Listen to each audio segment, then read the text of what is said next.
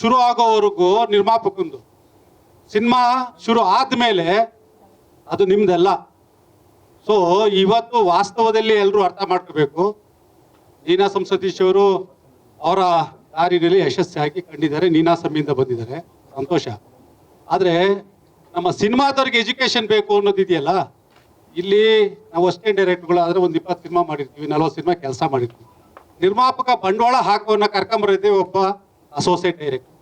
ಅವನು ಹೋಗಿ ಕನ್ವಿನ್ಸ್ ಮಾಡಿ ಮತ್ತೊಂದು ಮಾಡಿ ಕತೆ ಹಿಂಗಿದೆ ಅಣ್ಣ ಹಂಗಿದೆ ಅಣ್ಣ ಸುತ್ತಾಡಿ ಮಾಡಿ ಕರ್ಕೊಂಬಂದು ಹೀರೋ ಹತ್ರ ಬಿಡ್ತಾರೆ.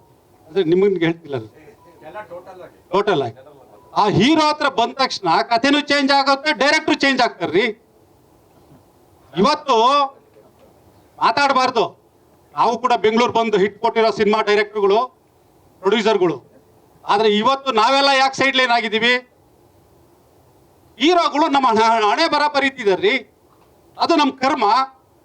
ಇವತ್ತು ಯಾಕೆ ಸಿನಿಮಾಗಳು ಸಕ್ಸಸ್ ಆಗ್ತಿಲ್ಲ ಅಂತ ಹೇಳಿದ್ರೆ, ಹೀರೋ ಹೇಳ್ದಂಗೆ ಸ್ಕ್ರೀನ್ ಪ್ಲೇ ಆಗುತ್ತೆ, ಹೀರೋ ಹೇಳ್ದಂಗೆ ಸಾಂಗ್ ಆಗುತ್ತೆ, ಹೀರೋ ಹೇಳಿದ ಟೆಕ್ನಿಷಿಯನ್ಗಳು ಫಿಕ್ಸ್ ಆಗ್ತಾ ಹೋಗ್ತಾರೆ, ನಿರ್ದೇಶಕನ ಕೈಯಿಂದ ಎಲ್ಲವೂ ದೂರ ಆಗ್ತಾ ಹೋಗ್ತದೆ. ಅವನೊಬ್ಬ ಅಸಹಾಯಕನಾಗಿ ನಿರ್ದೇಶಕ ಅಂತ ಅನ್ಸ್ಕೊತಾನೆ ಅಷ್ಟೇ ಬಿಟ್ರೆ, ಬಹುತೇಕ ಹೀರೋಗಳು ಎಲ್ಲವನ್ನು ಕೂಡ ತನ್ನ ಹಿಡಿತದಲ್ಲೇ ಇರಬೇಕು, ತಾನು ಹೇಳ್ದವನೇ ಆಗ್ಬೇಕು. ಆಯ್ತಾ? ತಾನು ಹೇಳಿದವನೇ ನನ್ಗೆ ಶಾರ್ಟ್ ಕಟ್ ಹೇಳ್ಬೇಕು, ಎಕ್ಸ್ಪೀರಿಯನ್ಸ್ಗಳು ಯಾರು ಬೇಡ, ಹೊಸ ಪ್ರೊಡ್ಯೂಸರ್ಗಳೇ ಬರಬೇಕು, ಹೊಸ ಪ್ರೊಡ್ಯೂಸರ್ಗಳನ್ನ ಕರ್ಕೊಂಬರೋ ಕೆಲಸ ಡೈರೆಕ್ಟರ್ ಮಾಡಬೇಕು ಅಂತಕ್ಕಂಥ ಈ ದುಸ್ಥಿತಿ ಬಂದಿದೆಯಲ್ಲ, ಇದು ಕನ್ನಡ ಚಿತ್ರರಂಗದ ಕನ್ನಡಿ ಇವತ್ತು. ಇರಿ, ಒಬ್ಬೊಬ್ರಿಗೆ ಕೇಳಿ ಹೇಳ್ತೀರಿ. ಹೀರೋನೇ ಡೈರೆಕ್ಷನ್ ಡಿಪಾರ್ಟ್ಮೆಂಟ್ ಯಾರು ಬೇಕು, ಏನು ರೈಟರ್ ಬೇಕು ಅಂತ ಹೇಳುವಾಗ ಹೊಸಬರಿಗೆ ಅವಕಾಶ ಕೊಡಿ ಮೇಡಮ್. ನನ್ನ ತಂಡ ಹೇಗಿರ್ಬೇಕು ಅಂತ ನಾನು ನಿರ್ದೇಶಕ, ನಾನು ಆಯ್ಕೆ ಮಾಡ್ಕೋಬೇಕು, ಅದನ್ನ ನಿರ್ಮಾಪಕನಿಗೆ ಒಪ್ಪಿಸ್ಬೇಕು. ಅದಾದ್ಮೇಲೆ ಚಿತ್ರಕಥೆ ಆದ್ಮೇಲೆ ಈ ಚಿತ್ರಕಥೆಗೆ ಯಾರು ನಾಯಕ, ಯಾರು ನಾಯಕಿ, ಕಲಾವಿದ್ರು ಯಾರು ಅಂತ ನಂತರದ ಪ್ರಾಸೆಸ್. ಇವತ್ತೇನಾಗ್ತಿದೆ ಮೇಡಮ್, ಇವತ್ತೆಲ್ಲವೂ ಕೂಡ ಹೀರೋಗಳು ಒಪ್ಪಿಸ್ಬಿಟ್ಟು ಆಮೇಲೆ ಪ್ರೊಡ್ಯೂಸರ್ ಇಡೋ ಪರಿಸ್ಥಿತಿ ಬಂದಿದೆ. ಪ್ರೊಡ್ಯೂಸರ್ಸ್ ಇದಾರೆ ಸಿನಿಮಾ ಮಾಡೋದಿಕ್ಕೆ, ಗೊತ್ತಿದೆಯಾ ನಿಮ್ಗೆ? ಪ್ರೊಡ್ಯೂಸರ್ಸ್ ರೆಡಿ ಇದ್ದಾರೆ, ಹೋಗ್ಬಿಟ್ಟು ಅವ್ರ ಡೇಟ್ ತಗೊಂಡ್ ಬನ್ನಿ, ಇವ್ರಿಗೆ ಒಪ್ಪಿಸ್ಬಿಟ್ಟು ಬನ್ನಿ. ನಿರ್ದೇಶಕ ಏನ್ರಿ ಮಾಡ್ತಾನೆ? ಇರಿ, ನಾನು ಹೇಳ್ತೀರಿ, ನಾನು ಅವ್ರ ಬಾಯಿ ತಪ್ಪು ಮಾತಾಡಿದ್ರ ಒಂದ್ ನಿಮಿಷ ಇರಿ ಗೆಳೆಯ. ಅದೇ ಇರಪ್ಪ, ರೆಗ್ಯುಲರ್ ಪ್ರೊಡ್ಯೂಸರ್ ಯಾಕಿಲ್ಲ? ಇರಿ ಹೇಳ್ತೀನಿ ಕೇಳಿ.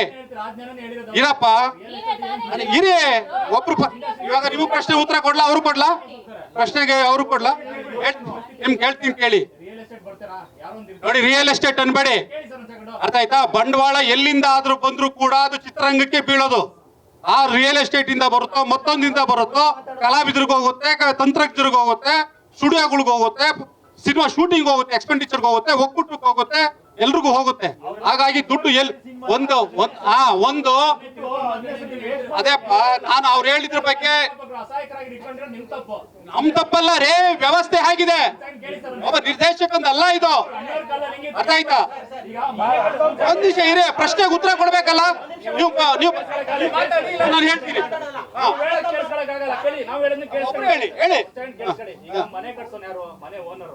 ಈ ಮನೆ ಕಟ್ಟೋನ್ ಯಾರು? ನಿರ್ಮಾಪಕ. ಸಿನಿಮಾ ಮಾಡೋನು ನಿರ್ಮಾಪಕನ್ ಗೊತ್ತಿರುತ್ತೆ ಏನ್ ಎತ್ತ ಅಂತ. ಒಂದ್ ನಿಮಿಷ ಇರಿ. ನೀವು ಕೋಪ ಮಾಡ್ಕೋಬೇಡಿ. ನೀವ್ ಯಾಕೆ ಕೋಪ ಮಾಡ್ತಿದ್ರ ನನ್ನ ಮೇಲೆ? ಏನೀಗ? ಹೌದು, ಹೇಳ್ತೀನಿ ಕೇಳಿಸ್ಕೊಳ್ಳಿ. ಪ್ರಶ್ನೆಗೆ ಉತ್ತರ ಬೇಕಾ ಬೇಡ ನಿಮ್ಗೆ? ನಿಮ್ ಕೇಳಿಸ್ಕೋಬೇಕಾ? ಕೇಳ್ಬಿಟ್ಟು ಹೇಳಿ. ಯಾರು? ಅದಕ್ಕೆ ಬರ್ತಾ ಇದ್ದೀನಿ ಗೆಳೆಯ. ಅದನ್ನ ಇರಿ, ಯಾಕೆ ಬ್ಯಾಟಿಂಗ್ ಮಾಡ್ತೀರಾ? ನನ್ನ ಪ್ರಶ್ನೆ ಇದೆ, ಹೇಳ್ತೀನಿ. ನೀವ್ಯಾಕೆ ಬ್ಯಾಟಿಂಗ್ ಮಾಡ್ತಿದ್ದೀರಾ? ಒಂದ್ ನಿಮಿಷ. ಕರೆಕ್ಟ್. 4 ಜನ ಕೇಳಿದ್ರೆ ಯಾರಿಗೂ ಉತ್ತರ ಕೊಡ್ಬೇಕು? ಅಟ್ಯಾಕಿಂಗ್ ಅಲ್ಲ, ಉತ್ತರ ಕೊಡಕ್ ಬಿಡಿ. ಉತ್ತರ ಕೊಡೋದು ಬೇಡವಾ?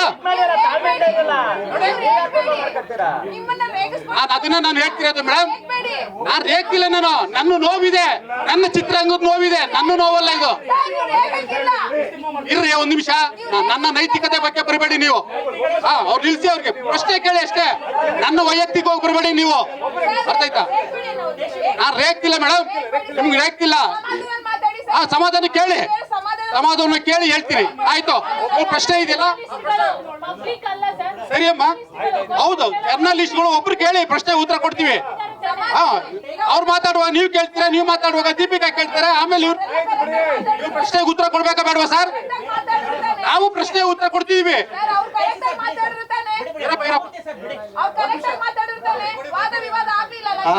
ಮಾತುಕತೆ ಆಗಿದೆ, ತಿರ್ಗಾ ಕೆಣಕದ್ ಬೇಕಾಗಿಲ್ಲ. ಧನ್ಯವಾದಗಳು. ನೀವು ಪ್ರಶ್ನೆಗೆ ಉತ್ತರ ಬೇಕಲ್ಲಪ್ಪ,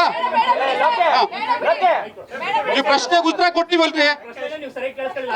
ನಾನು ಹೇಳ್ತಿರೋದು ಏನು ಕೋಪ ಇವತ್ತು ನಿಮಗೆ ಪ್ರೆಸ್ ಮೀಟ್ ಗೊತ್ತಾ ಮೇಡಮ್? ಇವತ್ತು ಸರ್ ನಾವು ಬಂದಿರೋದು ಉತ್ತರ ಕೊಡಕ್ ಬಿಡಿ, ಮತ್ತೆ ಉತ್ತರ ಕೊಡಕ್ ಬಿಡ್ರಿ. ಉತ್ತರ ಕೊಡಕ್ ಬಿಡಿ. ನಾನೇನ್ ಬೇಕಿಲ್ಲ. ಮಾತಾಡಕ್ ಬಿಡ್ರಿ ಅವ್ರು. ಏನಾಯ್ತು